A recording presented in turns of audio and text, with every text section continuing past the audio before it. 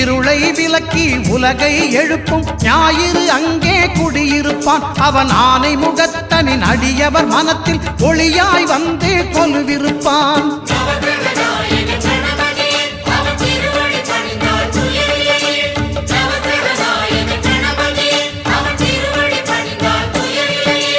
ஒன்பது கோளும் ஒன்றாய் காண அங்கு கற்பகம் என்னும் கடவுளின் மெய்யில்